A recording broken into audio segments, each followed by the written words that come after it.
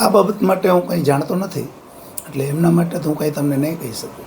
ના, એવું ના હોઈ શકે, કારણ કે બંને સંસ્થાઓ પાટીદાર સમાજની છે, પ્રતિષ્ઠિત સંસ્થાઓ છે, અને બંને સંસ્થાના કામ જુદા છે.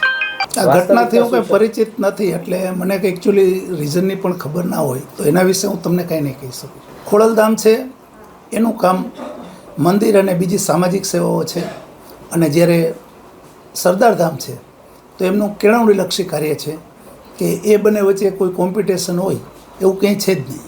અમે એક સમસ્ત પાટીદાર સમાજ ચલાવીએ છીએ, અને બંને સમાજ સિવાયના કુર્મી સમાજ છે, અમીન સમાજ છે કે બીજા પાટીદાર સમાજના નાના નાના સમાજો છે, તમામને સાથે લઈ અને આ સંસ્થા ચલાવી છે.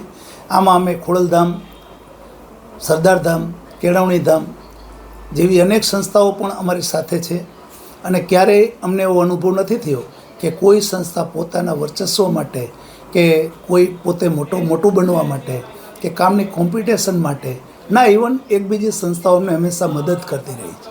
ના, સમાજ તો હંમેશા સારું કરતો હોય છે અને કાર્ય સારું કરે છે, એટલે સમાજ તો હંમેશા સારું થાય એના માટે કાર્ય કરશે.